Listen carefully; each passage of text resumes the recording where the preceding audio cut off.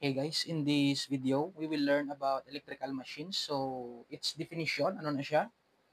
Ano ang three types of machines nga ginatun-an sa electrical engineering and also the electrodynamics laws that are fundamental sa pag-intindi kung paano nag-work ang machines. So, first, what is an electrical machine? So, an electrical machine. So, it is a machine nga nagagamit siya sang laws of electromagnetism to convert and transform energy from one form to another. So, ga-utilize siya laws of electromagnetism. Okay? So, to convert and transform energy. Okay? So first, let us discuss kung ano ni ang convert and transform sang energy. So, mostly, ang naka-encounter gid is mechanical energy. Okay, so amo ni siyang turbine, ginapaghihom ang turbine through steam man da or kung ano pa da. Tapos you convert it, di mechanical energy, you convert it to electrical energy. Okay, so bali ginpaghihom mo ang turbine or ang motion ng turbine gina-convert mo into electricity. So that is the generator. Okay, so that ang gahimo sina is ang generator. Kung sulion na naman, from electrical energy to mechanical energy. So, ang ari naman niya, example sini mga electric fan, mga blenders, mga motor nga ginagamit sa magpasaka tubig. So, kung manotice mo, gasaksak ka sa power supply or gakuha ka sa power supply sang electricity or electrical energy gina-convert mo sa into motion. So, ang motion sina mostly is ang gina-rotate mo ang shaft sa motor. So, of course, this is the work of an electric motor. And lastly, nga electrical conversion, isang electrical energy gina-convert mo into electrical energy. So, paano mo gina-convert ang electrical energy to electrical energy? So, that would be, gina-change mo ang level, okay? Change level sang voltage and current. Okay? So, change ang voltage, ang level sang voltage kag current, this is the work of a transformer. So, amo siya, basically, ang classification sang machines. So, sa generator, ang generator pwede siya maging direct current machine. So, the flow sang current is one direction. Pwede mo siya AC current or AC generator. So, alternating current nga generator. So, ang flow sang current is back and forth. Sa motor, may direct current man, meron man alternating current. Okay, sa transformer is it works only on direct current. Sa DC wala siya since we will discuss karon nga so mostly or all the time sa alternating current lang ang transformer. So although may mga electronic device nga nga in charge mag-change ang voltage from one DC voltage to another DC voltage. So that is the work of a back converter, boost converter, or buck boost converter. So, that would be a topic naman sa power electronics nga subject. Okay, so amo ni sa ang convert and transform energy. So, from mechanical to electrical, electrical to mechanical, or change of levels ang voltage kag current. Okay? So, let's go into the laws of electromagnetism. So, ano ni siyang laws of electromagnetism? So, I will feature dire tatlo ka laws of electromagnetism. So, first is the Faraday's law. So Faraday's law, ang aton nga generators and also ang motors man and the transformer, they rely sa Faraday's law kung paano so ang Faraday's law nag-explain siya on how voltage is induced. Okay? So amo ni siya ang obra sang Faraday's law. Kaduwa nga anong ta isang Lenz's law. So it determines the direction. So ginagamit ni siya to determine the direction and polarity of current and voltage induced. Okay, so gamit ang Lenz law, dire mo ni mabalaan kung ano nga direction ang current mo flow. This is the Lenz law. And lastly is the Lorentz force law. So ang Lorentz force law amo ni siya ang nag-explain sang motor action. Okay, motor action. Okay? So ang motor action amo ni siya ang motor nagatiyog. Okay, so isa na paano ga-induce torque sa motor, isa na. Paano naga-induce counter torque ang generator. So kung manotice mo ang generator, samtang ginaloadan mo sa nga ginaloadan mga appliances gabugat sa nga gabugat patiyogon. So that is the characteristic of a generator. So what we call nga counter torque. So Lorentz force law ni ang foundation sang explanation sana. Okay? So first let us first explain the Faraday's law. So Faraday's law,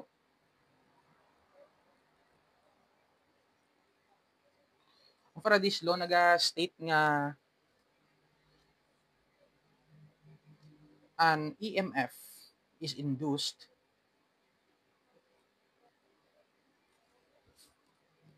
if there is a change in magnetic flux. Okay, magnetic flux. So ang EMF is electromotive force. Electromotive force. Okay, so electromotive force siya.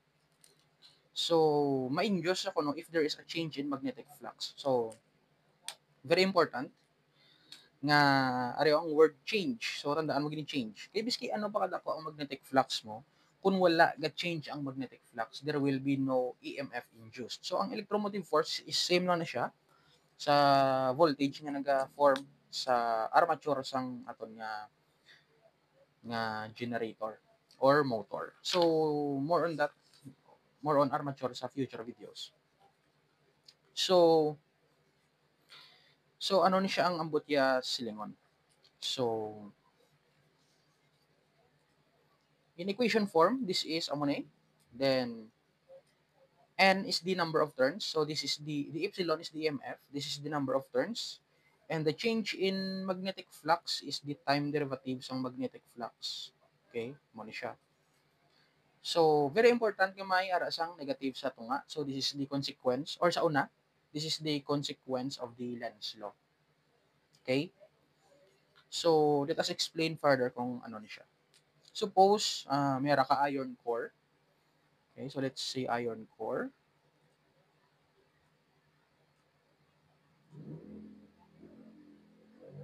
Okay, let's say iron core ni siya. So iron core is ginagamit ni siya sa mga machines para ginalatayan siya sa magnetic field. So this is a good conductor of magnetic fields. So are, let's say may wire ka, let's say copper wire. May gin-wrap mo di siya. Okay, gin-wrap mo siya. Okay, nan. Okay.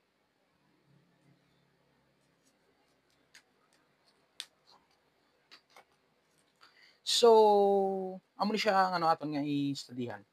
So first, let us define the turns. Okay? So, amo siyang terminal, ya. So, the N is the number of turns. Okay? The turns. So, kung pila mo siya kalibot ang wire de sa aton nga iron core, so assume nga ang iron core hugot ni siya. So, kung pila siya kalibot sa dire, that would be the number of turns. So, for example, pulo mo kalibot, then the number of turns will be 10. That is the N. So, another will be the phi. So, this is the flux. Okay? The flux. So, ano naman siyang flux? So, flux from the electromagnetics, this is the dot product of the magnetic field and the area nga vectors. So, equivalency ni sang ilang dot product is their magnitude multiplied by the cosine of theta between them. So, are, ang B is in the direction of the magnetic field. Ang A naman, so let's say may loop of wire ka de. Okay, let's say loop of wire mo na nakahigda siya be. So, ang A is always perpendicular sa surface ang area. So, amon siya ang surface nga or ang area vector. So, always perpendicular siya sa surface ang imo nga area sang loop. So, in this case, so assume nga gatindog siya. So, ang area naton is kapababaw. Okay? So, amo ni siya. So, since ang flux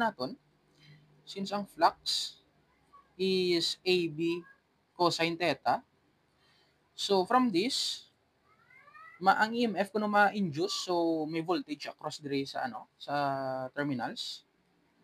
So may ma-induce ka nga voltage according sa Faraday's law if there will be a change in magnetic flux. So always remember that change. So amo na ang rason nga may time derivative. So isa sa mga pinaka-convenient nga way para i-change mo ang magnetic flux mo is to change the magnetic field or to change the angle. So mostly, ang change in angle amo na siya nga nga ang mga generator gina-rotate. So that is the consequence. O amo na siya ang ang rason nga mag-change ang angle. And also, ang change in magnetic field naman niya, may mga ways man na siya nga ma-achieve na. So in the future, i-discuss naman na siya. So for now, amo ni siya nga aton nga principle. So for example, dire, ang iron core, let's say ang iron core, may ito di magnetic field sa iron core, magnetic flux. So let's say, dire dampi sa iron core, onan, let's say there is a changing magnetic field or magnetic flux. So, for example, bingaton nga magnetic field sa dire is ga-change siya. So, by Faraday's law, there will be an induced voltage sa duwa ka terminals. So, amo na siya ang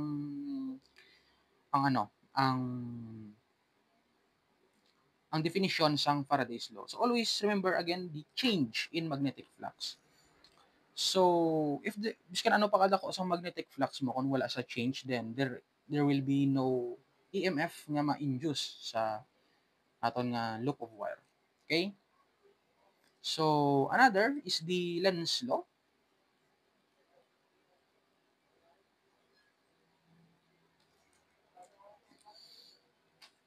So before na mag-jump sa Lenz's law, wala. So kagina, ang rason nga ang transformer is hindi siya pwede sa direct current is because, for example, mayari ka di iron core. Okay, let's say mayari ka iron core. Tapos may loop of wire ka di sa primary. And also mayari ka di loop of wire sa secondary.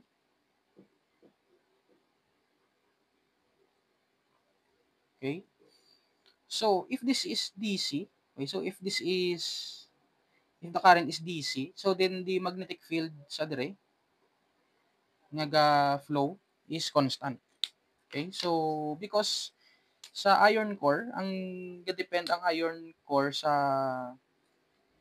sa magnetic field kun may ari ka di i-wrap nga wire nga may ara sang current. So if the current is constant, the magnetic field is also constant sa sidi nga coil, nga ano, nga iron core. So if the magnetic field is constant, therefore wala sa change with time. So dphi dt is 0. So wala ga change in magnetic flux, therefore there will be no induced nga EMF. So that is the reason nga transformers are hindi siya applicable sa direct current. More on that sa AC machines. Okay, so next is the Lenz law. So kagina, ang balta ang Lenz law, direction and polarity sang current and voltage nga induced. Okay, so it is interesting. So ang Lenz law naga-state nga the direction of the current nga induced is such that the magnetic field sang current nga na-induce will oppose the change in magnetic flux nga nag-produce sa iya. Okay, so medyo confusing siya. So, isulat ko. Lenz law states that the current induced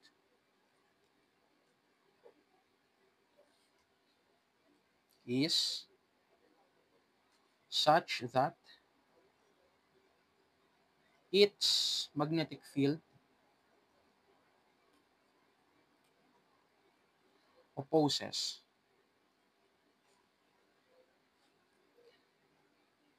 the change in magnetic flux that produces it. Kaya, so, i-redraw ko na siya.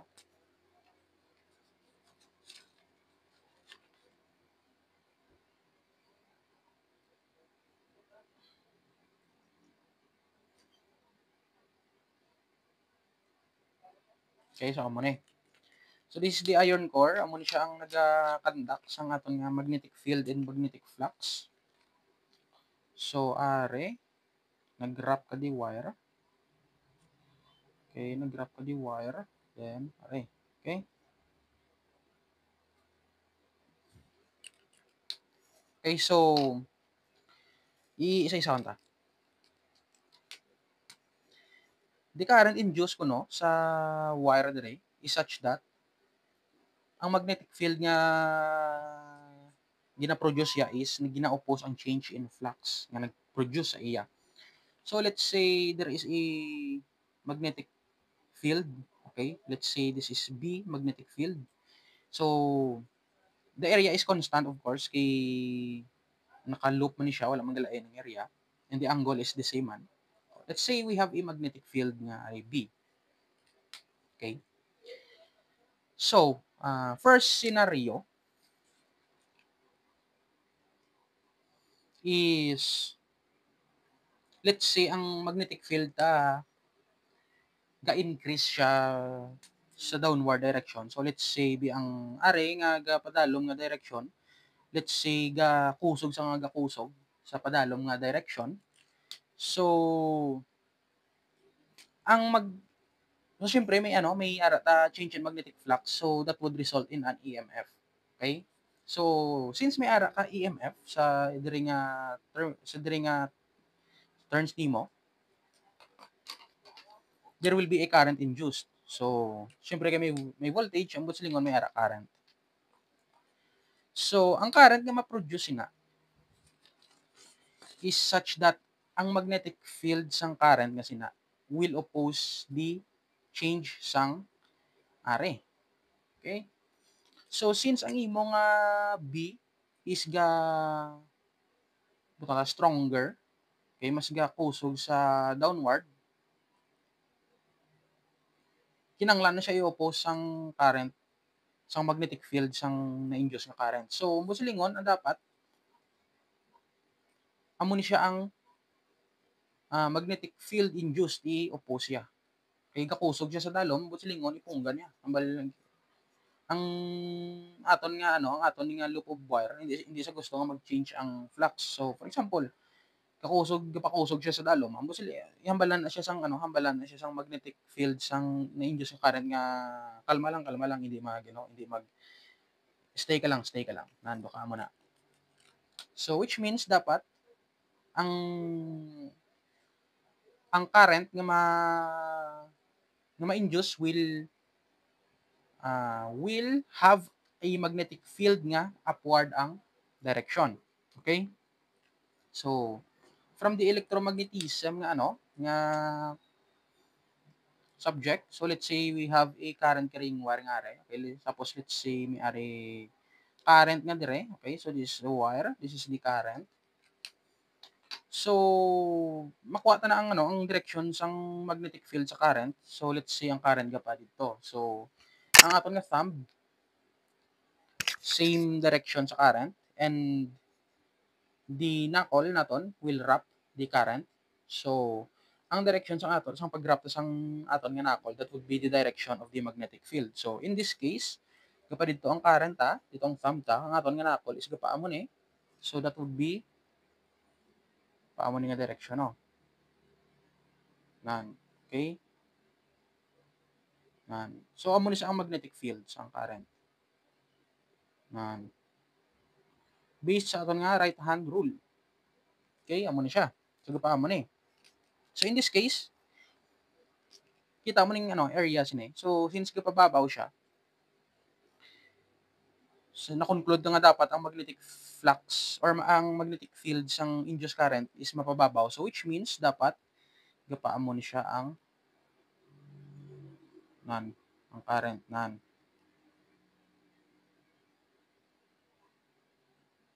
Okay, sa tanan nga amo ni siya.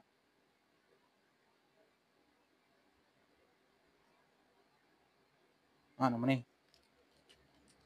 So, in that case, para magpababaw siya, ang direction sa current is gapaamo ni. Okay, ba dito. So, the direction of current is sa dini nga direction. Okay, IDC. Or I. Anong I? Okay, sorry. Okay, so ang direction sang I is gapa dito. Okay, so let's have another example. So, let's say naman niya be ang aton nga current or amo ni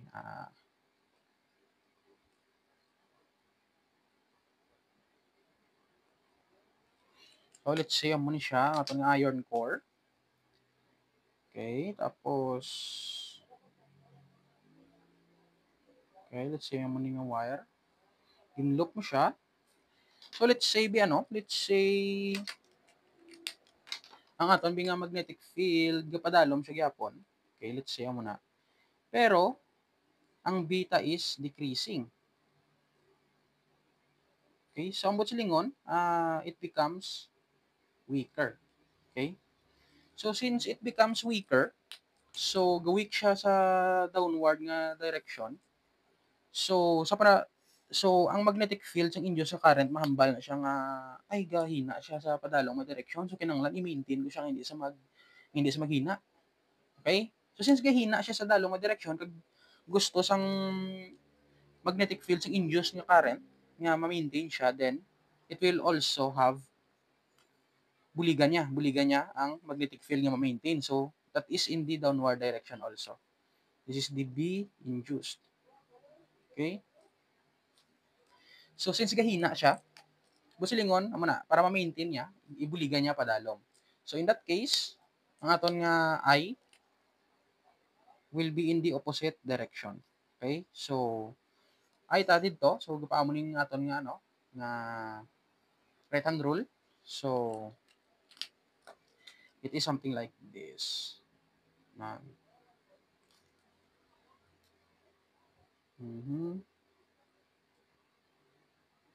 Ito ka mo siya. Okay? So, amo na siya ang Lenz law. So, kung mag-change ang so i-connect na siya liwat, kung mag-change ang magnetic flux according to Faraday's law, may ma-induce nga voltage. So, since may voltage by Ohm's law, may ara sang current. Okay? Since may ara sang current, ang pamangkot is ano nga direction sang current. So, from Lenz law naga-state nga ang direction sang current is such that ang magnetic field nga i-produce ang current will oppose the changing magnetic flux. So, amo na siya ang Lenz law. So, ang Lenz law, amo na siyang rason nga may negative because of the word nga oppose. Okay, so gina-oppose siya, but sa lingon may negative. Okay, lainay sila nga direction. So, that is the Lenz law. So, it explains nga may sa mga motors may ara sang back EMF.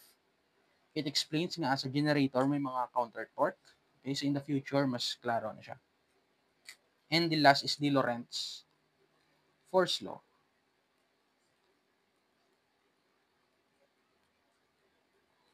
So Lorentz force law naman niya about naman siya sa pag-induce ng force sa current carrying wire. Okay? So, ang force ng gina-induce ang Lorentz force law is equal siya sa charge times the electric field plus the cross product of the velocity sang charge kag sang magnetic field. So, syempre, sa mga motors and generators, wala naman tayo electric field. So, what will remain will be this nga part. Okay? So, are, ang Q kag V ni. So, Q is in coulomb and the V is in meter per second. Okay? So, ang Q, ano na siya mo, ng charge. Ang meter per second is ang velocity isang charge. So, from this, pwede na siya ma-rearrange nga coulomb per second. So, i-off doon ng coulomb per second, multiply ito sa meter na lang. Okay? So, in this, the coulomb per second is the current. Okay? From the unit, and this is the length. Okay? So, then, we'll have the another form sang Lorentz force law is the current multiplied by the length of wire times the magnetic field. Okay? So, ang right hand rule naton sa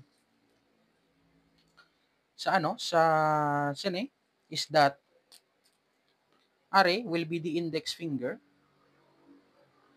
are will be the middle finger, and are will be the thumb. So, amo ni siya ang ginagamit para ma-determine ta ang direction sang force. So, for example, so amo ni siyang tsura sa inyong mga kamot. Okay, so let's say we have a wire. Okay, current carrying wire. Let's say mayroon siya current pa kadto de.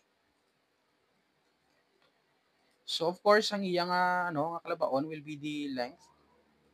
Okay, so this is the length. So let us say nga ang magnetic field ta is sa diri nga direction. Okay. So subong ang magnetic field ta niya constant niya, hindi niya siya hambal ga change. This is the magnetic field B. Okay? So always remember nga ang L kagang I naton. So since ang L di ba is vector. So ang L naton is in the same direction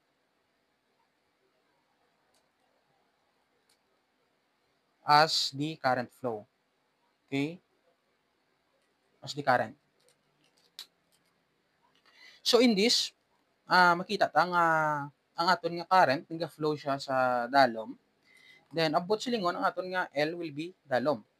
Okay? So L ta is the index. Okay, so index. So amo ni. Sulian ko. Ito ka budlay. Okay, so amo ni index ta. So I dito nga direction. So sulian mo lang papel para hindi ka mabudlayan. Okay? Amo ning I. Next is the L direction sang L. Okay, dito ang L. Ang B is sa dito nga direction. So amo ni siya ang aton nga middle finger. So dito nga direction. So amo ni siya nan. So ang I taga padalom, ang B taga pa dito. Okay, so ang thumb ta is gapadalom ang aton nga thumb. Okay? Amo ni siya ho. Okay, gapadalom aton nga thumb. So kung gapadalom ang imong nga thumb, that is the direction of the force. Ambot silingon sa sini nga scenario, the force is downward. Nan. So that is by the right hand rule. So amo na siya ang Lorentz force law, amo na siyang nag-e-explain nga, may force sa current carrying wire. So amo na siyang gakatabo sa mga motors. So, example, may motor ka, ang motor na, ang iya na nga mga winding, siyempre magsaksak ka sa supply, ginalatayan na siya sang kuryente. Then there are magnetic poles sa motor. So, tungod nga may interaction sang current and sang magnetic field sa magnetic pole sa motor. So, a torque will be induced kag amo nang gapatiyog sa motor. So that's why ang motor naton from electrical energy ka-convert sa into motion tungod sa Lorentz force law. So, this is the basics sang electrical machines. I hope na may na-learn ka mo sa sining video. And in the next nga mga lessons, we will talk about construction so pinaka-basic nga construction sang electrical machine kag kung paano ni sila nag-a-apply. And after sina, we will analyze the electrical machine mismo and its equivalent nga circuit. So, thank you and see you in the next video.